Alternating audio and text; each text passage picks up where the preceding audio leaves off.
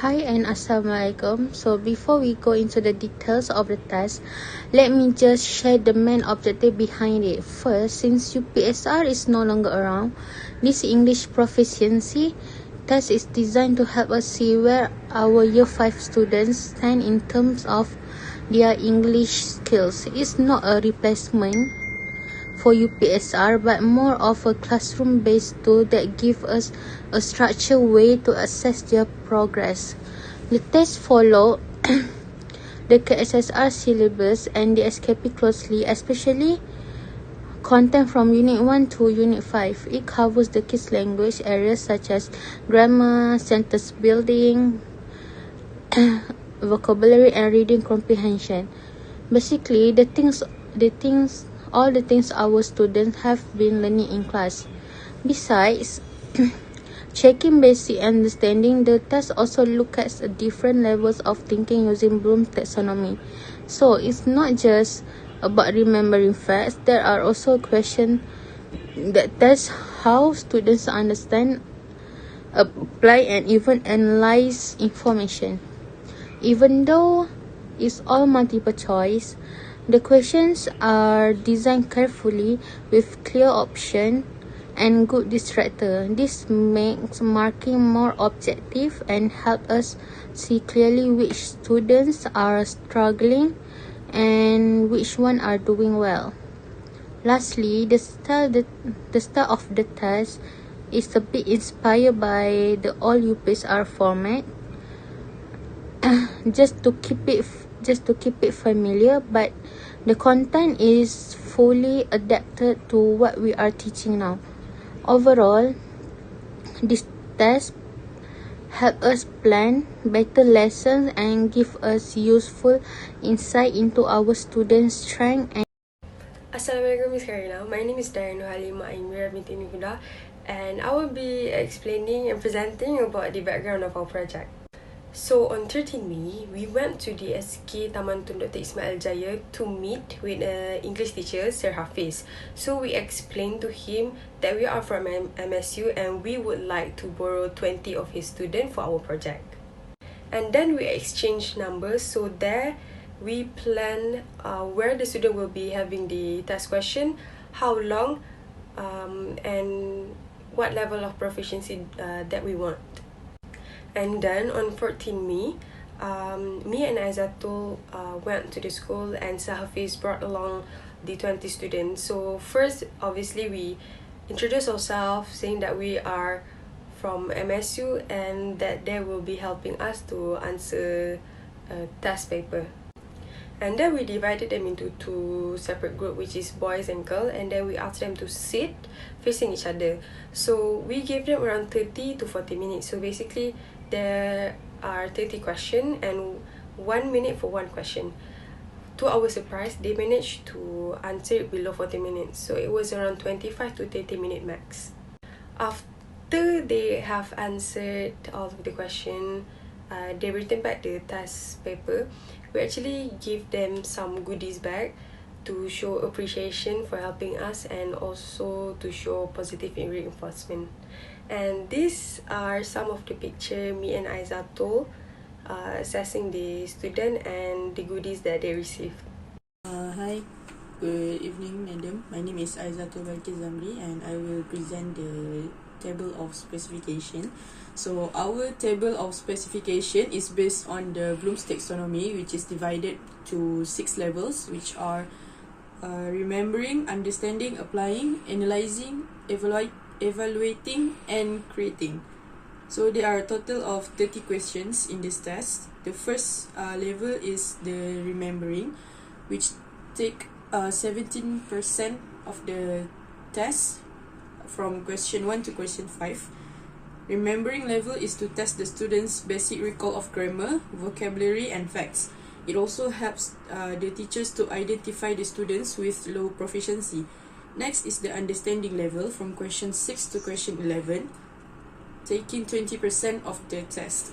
It is to focus on comprehension of meaning and ensures that students truly understand what they have learned in their lesson before. Next is the applying level from question 12 to question 17, taking 20% in the test also. Applying is to test the student's practical use of language, for example, the tenses, adjective, vocab, and grammar. And it also to see if the students are able to use grammar or vocabulary in real life context. After that, we have analyzing from question 18 to question 20, taking 10% of the test. It is when students have to break down information to solve their problems, and it is also to see if the students are able to identify grammar patterns and sentence structures. And then the evaluating level from question 21 to question 23, taking also 10% in the test. It is to see if the students are able to judge clarity and correctness of the sentences. It also helps students to refine grammar and sentences choice. Last but not least is the creating level from question 24 to question 30, which take 23% of the test. It produces original sentences using language rules. So for creating level, it is to test the students' creativity and independence sentence construction. Hi, I'm Siti Nawal, and I'm going to talk about each level of Bloom taxonomy's questions. Okay, so for the highest cognitive level, for example, remembering, okay, where students are required to remember basic facts and concepts such as identifying adjective or past tense, verbs. For example, like, okay, question, which word is an adjective? Quickly, run, happy, and under. Students have to choose between that. Okay. For the second question, what is the past tense of go? Is it going, goes, went, or gone? Which is the past tense? And then question number 3. The cat is blank space the table. Is it on, is it in, out, or inside? So students have to choose between that based on like their based on basic facts that they have learned. Okay, next is understanding. Student shows comprehension by interpreting simple grammar or sentences, meaning like, okay, for example, the house is empty. Blank space, the owner is on vacation. Okay, so they have to use their understanding to answer this question. For example, we have provide four choices for them to choose, which is because, during, and now. So they have to choose between that. Okay. For example, the house is empty because the owner is on vacation. For example. Okay. Next is applying. Okay. Students use their knowledge in practical situations such as complete sentence or choosing the logical answer in real life context. For example, Aisha might be late for her netball training, so she ran blank space to school. Which one is the best answer? Slowly, quickly, happy, or sadly? Okay. Based on the question, they have to analyze and choose the right answer. For example, if she ran, of course, she ran quickly. So the answer is Aisha might be late for her netball training. So she ran so quickly to school. Okay. Next is evaluating. Okay. Evaluating is where students make judgments and choose the most appropriate reason for the most accurate answer based on their understanding. Okay, for example, question number 10. Okay. It asks, which makes sense? Alia is a new student just now before today. Alia is a kind person. Alia don't want me. Alia got news here. So which one makes sense to you? So students have to choose what makes sense to them. And students have to make judgment based on the appropriate reason or an accurate answer.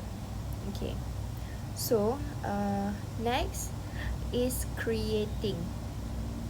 Okay, although MCQ questions don't involve any creative writing, and certain questions does, creative skills such as arranging sentence in the correct order or choosing the most appropriate in a particular sentence are there. For example, question number 24. Question number 24. Make a sentence using present continuous. Okay. I study now. I studying now. I am studying now. Or I studies now. Students have to choose between that answer. But they have to think which one is a great sentence of present continuous tense. Okay. Next is question number 25. Make a sentence using some and countable noun. Okay, for example, I have some apple. I have some apples. I have some water. I have some milk. Okay, so they have to create a sentence with a countable noun in it using some. Okay, so that is it for creating. So basically for creating, students have to create the sentence based on their understanding and based on what they have learned. Okay, that's all for me. Thank you. Hello everyone and a very good evening. My name is Fatina Nabila binti Hamidi. So I'll be explaining the purpose and also the importance and as well the calculations based on our results for measures of central tendency such as the mean, mode, median and also the range for a question paper. So first, let's understand why we calculate these measures, and the goal is basically to find central points that give us the clear picture of overall student achievement. Okay, so by looking at the mean, median, mode, we can already identify the patterns in how the students perform in the test. And okay, in education, these are the statistical tools that are important because they can help us to summarize a large set of scores in a way that is easy for us to interpret. Instead of like being overwhelmed by the raw numbers, we can eventually get the insights that help us to make informed decisions. Let's begin with the mean.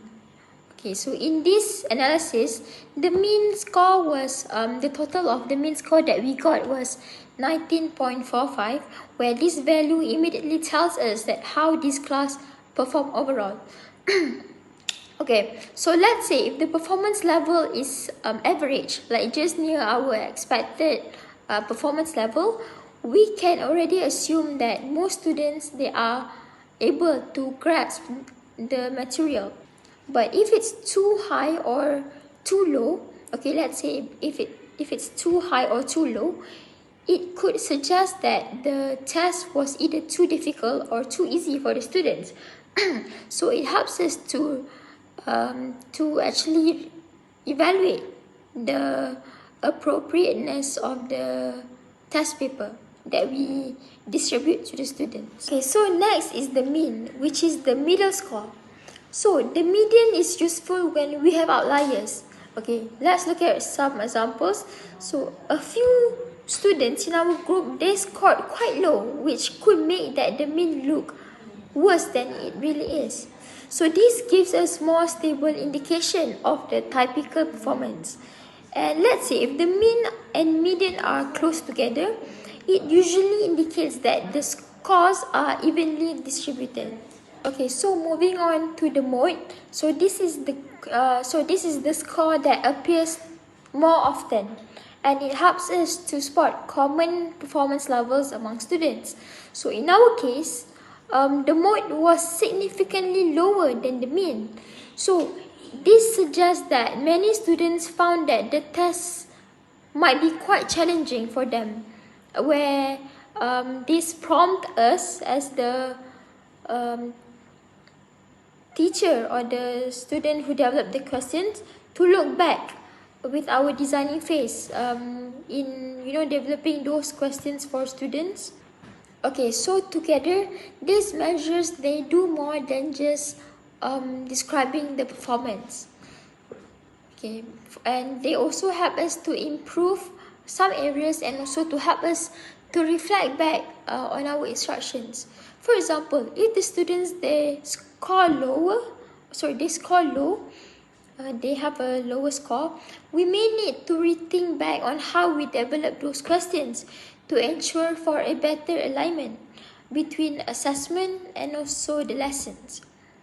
And to conclude, using measures of tendency or these calculations, it gives us the insight that we need to make for a future improvement or a better changes in developing these test questions for students. So that is it for my part for the results on measures of central tendency. Thank you.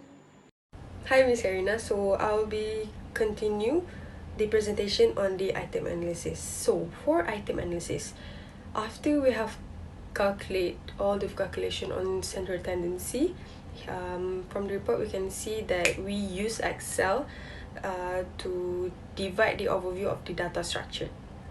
So from the report we can see first we divided on the student's name, the total score, and then the items, which is the question, and then below it there are red, green and black cells. So green is for the right answer, red is for the wrong answer, and black is for 0, means like it's not answered. So basically our item analysis is used to evaluate the students' responses and also to assess their performance. So from the item analysis, this is where we can calculate the difficulty index. And after we have calculated all of the result on the item analysis, we moving on to the difficulty index. So after all of the calculation using the format that Miss Karina have provided on GC slide, so these are the difficulty index. So there are most easy, moderate, hard, and moderate difficult and difficult. Okay, so the value ranking started from 0.20 to 0.70. So basically the DV that is closer to 1 is much more easier question. So and then the DV that is near 0 is actually the hardest one. Okay, then on the item analysis, the values ranking is started from 0.20 to 0.70. So the DV that is closer to 1.00 is actually the much more easy question, and the one that is closer to 0.00 is actually the hardest question. Okay, now I'm going to talk about student performances. Okay, so basically, for the student performances, based on the table that we have created and our observations of the students, we noticed that students mostly scored the highest mark at the easiest questions. This is because they have mastered the concept of the questions and the questions are too easy for them. When the questions are too easy for them, it became like difficult for the teachers to measure their performances. This is because if all the students get high marks for the questions, it will be difficult to know where their strengths and weaknesses are. Other than that, most of the students only get 1 to 3 marks for the most difficult questions. This shows that the questions do not meet their level of thinking. Other than that, it may not be aligned with what that they has been taught in their classroom. This is why all the difficult questions in the test paper should be reviewed again to ensure it meets students' level of thinking and students can be assessed fairly. Okay, that's all from me. Thank you. Hi and Assalamualaikum. I'm Nurhanani Zulaika bintu Muhammad Hazrin. Today I would like to share an overview of the English test we created for the 5 students. It's a 30 question multiple choice test MCQ based on Unit 1 to 10 from the KSSR English textbook, and it follows the DSKP to make sure everything aligns with the curriculum. The question focus on key language skills like vocabulary, grammar, sentence structure, and reading comprehension. We arranged them from easy to more hardest, so the difficulty builds up gradually to suit the student's level. Even though it's all MCQ, the question cover a variety of thinking skills. Some test basic recall, while others focus on understanding, applying knowledge, and even analyzing or choosing the best option in context. We also made sure the test has a good balance of content and skills, so it's not just useful for checking what students know, but also how they think. Overall, this test doesn't just assess performance, it also helps us as teachers plan more targeted and effective lessons based on what our students really need. Thank you. Okay, for the conclusion, so this Year 5 English proficiency test take place at the SK Taman Tun Dr. Ismail Jaya. It has 30 multiple choice question based on Bloom's taxonomy level. This test covered grammar, vocabulary, sentence construction, and reading comprehension for the students. The question in this, from our analysis of the test for the students at SK TTDI Jaya, the question that we have created is consistent based on their difficulty, which is it's not so hard and it's not so easy for the students. And then we have seen that from this project it have affected the validity and reliability of the test. This test also provided useful insights for improving future test items, better teaching methods, and targeted support for weaker students.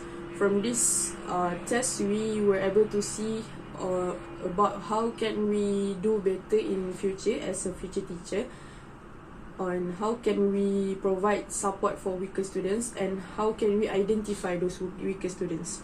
And this test also highlights the need for balanced test designs. That's all from us. Thank you.